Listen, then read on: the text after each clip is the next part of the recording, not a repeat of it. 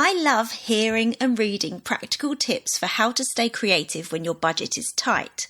But what is rarely acknowledged in those types of content is how rubbish and frustrating trying to maintain a creative hobby when you're skint actually feels. In this week's episode, I'm acknowledging and gently challenging some of those negative feelings so that applying those practical tips might feel positive and rewarding. Hang on a few minutes and we'll get into it. Welcome to Check Your Thread, the podcast that will help you sew more sustainably. My name's Zoe and I'm obsessed with sewing. I've been blogging about it for over 18 years and I'm the creator and host of the popular handmade wardrobe challenge, Me Made May, which is going on now. But, like many people, I've become increasingly concerned about the climate and ecological crises, and I'm looking at the way that my lifestyle contributes to them. So in this podcast, I'll be nerding out about making clothes whilst exploring how to minimise the negative impact that it may have. I really hope you'll join me in this journey. Hi lovely one, how's it going? Is life treating you well? Are you getting much time to be creative at all? I must admit that my own personal sewing has been put on the back burner for ages, which feels rubbish. I did have an awesome win at a charity shop last week though, when I got a 2x2 IKEA Kallax storage cube, and now my fabric is stored very neatly in my bedroom. I'm basically amazed that all my lengths of fabric fit into it, and it looks so nice and inviting that I'm really super inspired to get sewing with it all. So I'm claiming that as my sustainability win, and it also ties very nicely into this week's podcast episode. But first, I want to share an incredible sustainability win shared on the Check Your Thread Patreon community chat space. This is from Sarah H. Sarah writes, I brought my office chair home when my previous job moved offices in 2016 and everything was being got rid of. It's been really great and saw me through all the working from home during lockdowns comfortably. Unfortunately, the cylinder in the stem had leaked and started dropping black oily goo, and we'd ended up taping up a disposable cup to the bottom of it. It always gradually sank while I sat on it, and I'd have to pop it back up multiple times a day. This week, I finally ordered a replacement gas lift cylinder. I wasn't sure it would fit, but I took a punt on the most popular eBay listing and it worked out. The hardest part was getting the old cylinder out of the bottom of the seat. It required the big mallet. Fitting the new cylinder is as simple as putting the pieces in order and letting gravity squish them together. I also discovered that the seat cover does come off and gave it a long overdue wash. I'm really glad that a less than £20 part will keep the rest of the chair out of the tip. There's no way I'd buy such a fancy chair new either, so it's a win for my back too. How amazing is that? I literally didn't even know it was possible to buy those things and then fit them yourself. Think of all the office chairs that have been chucked out and replaced with new ones that could have been saved if everyone was as clever and persevering as Sarah. Speaking of patrons, huge thanks this week to Sasha and Elizabeth for signing up to support this podcast via Patreon over the last week. As you may or may not have noticed, this podcast is not funded by advertising. It is 100% supported by listeners who have kindly stepped up to help keep it going. If you like having Check Your Thread land in your podcast feed each week, please consider following Sasha and Elizabeth's example and head to patreon.com/checkyourthread to sign up for any amount at all. Right, so let's get stuck in. This actually was not the topic I had planned for the solo episode this week, but it was one of those times when an idea pinged into my brain and I couldn't ignore it. I've made a number of related podcast episodes. I mention a lot of them in the episode, in fact, if you want to queue them up. And I've linked to all of them directly in the show notes so that you can find them in your podcast app right now. But I haven't really made one that acknowledges the emotional side of it and aims to help from that perspective. Anyways, I hope it resonates and I hope you like it. As always, I'm very open to feedback, so find me on Instagram at checkyourthread or email me zoe@checkyourthread.com. So until next week, when I'll be talking to the creator of an exciting new destashing website. Take care of yourself and those around you who need it. See if you can repair something broken in your home or source an item of furniture you might need secondhand. And enjoy.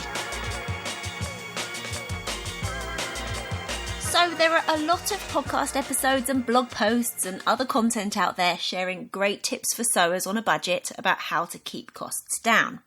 I feel like a fair bit of that content was made by me, to be honest. But whilst those resources often include some really useful tips to help your budget stretch further, most of those resources fail to acknowledge the emotional side of trying to maintain a creative hobby whilst you're skint.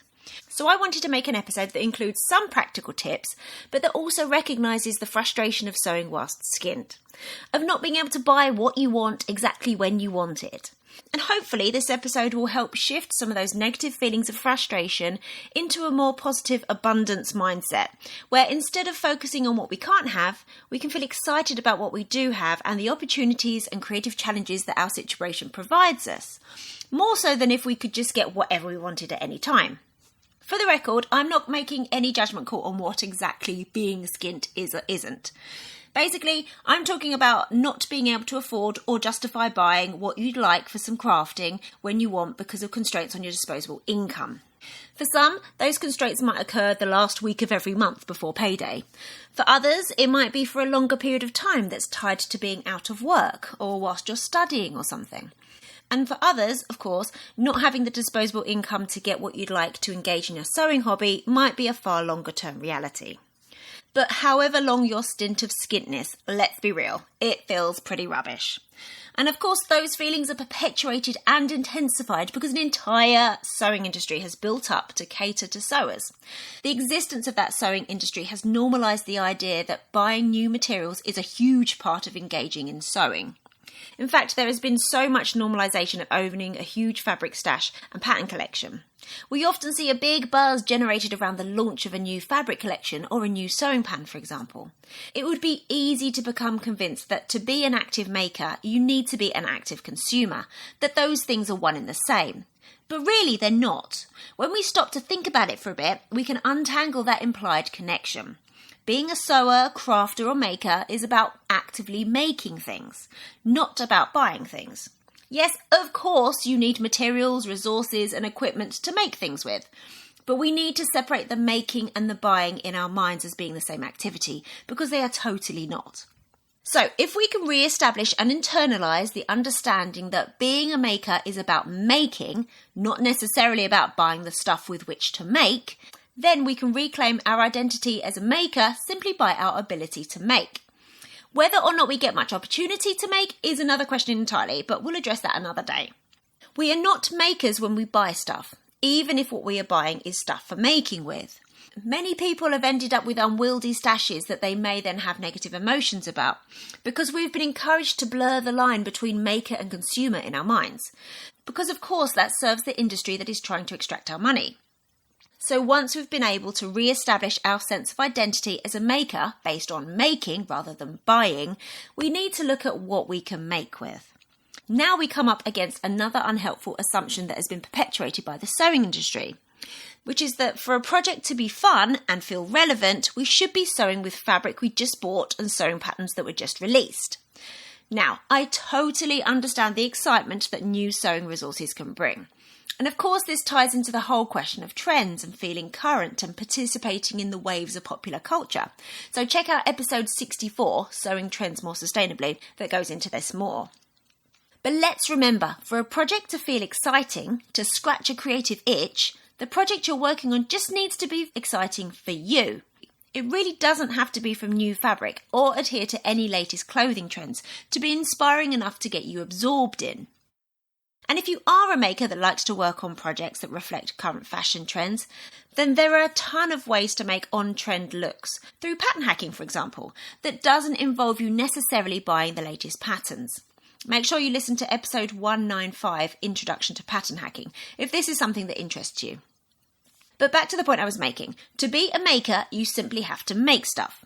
And to be a happy, fulfilled maker, you have to be making stuff that you're excited by, irrelevant of what your maker friends or those who are popping up on your Instagram feed are making. So remind yourself of what inspires and excites you. Try to do less looking at what others are making, because that can lead to comparison and potentially the frustration at not being able to currently afford whatever resources they used to make their cool creation. What can you use to make your next cool creation? If buying new stuff is off limits for however long, let's look at alternative sources of materials that you're inspired to use. The obvious and most cost-effective option of all is the stuff you already own. It is incredibly likely that if you've been sewing or making anything for more than 5 minutes, you've already accumulated some stuff. So if that's fabric, what do you already have? What is already in your possession that you want to make with? What have you got that is screaming at you to be cut into? When our focus is on what do I want to buy next, it's super easy to forget about what we already have. It might be that our original plan for that piece of fabric, if in fact we had a plan, is no longer something we want to make. But there's nothing stopping you from developing a new plan that you're excited about and getting stuck into that as your next project. I often recommend simply getting all your fabric out from time to time. Remind yourself of what is in there. I've made a bunch of episodes before that might help you develop a relationship with your fabric stash so it's a source of inspiration and joy. For example, there's episode 183 called Get Your Stash Sorted. And to accompany it, I made a free downloadable guide called the Seasonal Stash Guide. I'll link to the free guide in the show notes, plus you can also just find it by clicking on the shop tab on the website checkyourthread.com. Anyway, both the podcast episode and the downloadable guide talk you through one method for finding inspiration and excitement within what you already own. But once you've unearthed what you already have, if there's stuff in there that you're really not excited to use and can't actually see yourself using at all, what is the point of hanging on to it? I get it though, if you're on a budget and you can't justify buying new fabric, it might feel counterintuitive to then have a clear out and get rid of fabric. But if it's not fabric that you will use or you feel excited by, then let's reframe those pieces as a potential resource to help you get fabric that you are excited to make with. One person's meh is another person's gold, so it's likely that the fabric you own that you're not into would be just the thing for a different maker's future project. Any fabric that you don't want to use can be used as swapping currency at fabric swaps. Often fabric swaps have a small cover charge or entry fee to help cover the costs of hosting it, plus there's likely to be transportation costs, so it's not an entirely free option. But if you can get yourself to a fabric swap, you can effectively exchange those pieces you no longer want for pieces that you do want to use. Honestly, every fabric swap I've ever been to surprises me all over again, in exactly the same way. There are pieces that I would never pick up in a million years, which get hungrily snapped up by someone else.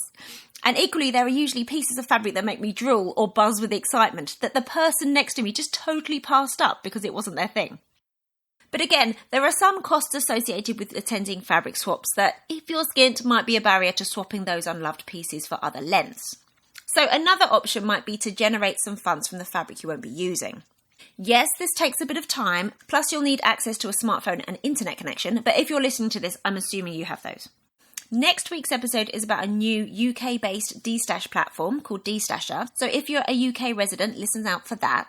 If you're in North America, there's the destash site Feel Good Fibers, which is now owned by Rada Weaver, who I spoke to for episode 173. And there's a ton of other online platforms through which you might sell your unwanted fabric, including eBay, Facebook Marketplace, Facebook groups, Instagram, Vinted, and more. Obviously, all of these incur different fees, and you have to find the time to list and then eventually ship out the fabric once you've made a sale. You might also find a local in-person destash sale. For example, there's a crafters and makers destash market at Scrap in Leeds in the UK on the 27th of June. Again, there'll probably be a stall fee and you'll have transportation costs, but if you have a lot of resources to offload, those types of events might make a lot of sense. Also, it's possible you could share a stall with a friend if you don't have enough inventory to fill a whole table. And then, with the money that you make from destashing, if you are able to ring fence that for yourself, you will then have a budget to acquire some resources to make with. The next belief that many of us need to internalise, including myself sometimes if I'm honest, is that pre-owned resources can be just as exciting as quote-unquote virgin fabric. And they can make just as awesome garments. Again, this is something that we are not encouraged to remember and accept. Just because someone else originally bought it from the shop and told the retail assistant how much they wanted and they paid for it first, doesn't mean it's not a fantastic option for your new project. As long as the quantity is enough for what you want to make, then awesome. And as we've discussed before on the podcast in episode 145, 5 simple tactics to save on sewing, there are often a ton of ways in which we can make what we want from less fabric than the pattern calls for. So everywhere I just suggested for selling your unwanted fabric is a potential place to buy new to you fabric for less than you would if it was new, so that you can get more for the money you just made by selling your unwanted fabric, or for when your skintness shifts slightly. Again, I'm talking craft-specific online platforms like Destasher or Feel Good Fibers, or more general online platforms that crafters sometimes utilise for destashing, including Instagram, Facebook Marketplace, Facebook groups, Vinted and eBay. or you might be able to buy from a local in real life de-stash selling event, or you might get lucky in your local charity shop or thrift store. Plus, you can get new to you stuff for free. The de-stasher platform, for example, has lots of listings where people are literally giving stuff away. You will have to cover the postage, of course, but you might find some resources there that you're inspired to make with. FreeCycle and Facebook can be hit or miss if you're a garment maker, and of course you have to have an open mind and a dose of luck, but you can sometimes strike gold there too. And most of this advice about fabric also applies to sewing patterns. As with your fabric, remind yourself regularly of what you already own, especially if you buy digital sewing patterns and don't have a robust system for always downloading the files and storing them somewhere that makes sense. I am so guilty of not doing that. So search through the files on your computer and search through your inbox for download links from pattern companies. Flick through the physical paper patterns you own and hunt down any PDF patterns you've already printed out. If you've accrued any sewing patterns since you've begun sewing, when you do this, I'll be so surprised if none of them make you excited to sew them up. Be they ones you've made previously or ones that never made it that far. And again, as with fabric, if you have physical paper sewing patterns that you don't want that are in uncut condition, you have the option of selling them. And you can potentially acquire pre-owned but unused ones that you are excited to make for less than if you bought them new. And unlike fabric, there is a wealth of fun, exciting and excellent quality sewing patterns that are available for free, and the amount of them grows by the day. I've been road testing and reviewing free sewing patterns almost every month on my Sozo What Do You Know blog for the last 8 years or so. I've only ever made and reviewed free sewing patterns that I'm genuinely excited about making. So that gives some indication as how many there are out there. And as I say, that number is always growing. I'll put a link to the free Pattern Friday posts on my blog in the show notes. But of course, there are tons of others out there that I haven't reviewed, and you can find them pretty easily by looking through hashtags like free sewing pattern or just on an online search. A lot of excellent sewing pattern designers have one or more free sewing patterns in their collection, so you can sample their work for free before you potentially buy from them in the future. So scroll around on your favourite designer's website and see what they might have on offer for free. And remember, any sewing pattern that you get your hands on, be that one you already own, or one you got cheaply, or a free one you've accessed, those can be used as a jumping off point. Again, check out episode 195, Introduction to Pattern Hacking, for an idea of how you might proceed making garments of your dreams without buying sewing patterns in those exact styles. And you really don't have to have gone on a pattern cutting course to make changes to patterns. YouTube videos and blog posts can give you the knowledge you need to get you going. And that can be such a fun and creative challenge in and of itself, and one that you might have potentially robbed yourself of if you just went and bought a new sewing pattern and followed it as it is. Which leads me to my ultimate point about mindset shifts. It can sound like a cliche, but it's a cliche because it's true. Necessity is the mother of invention. When we have restrictions, in this case with our budgets and therefore the resources available to us, we are encouraged to get creative and inventive with what is available to us. I honestly can't think of an area in which this is more true than crafting. Well, cooking perhaps also.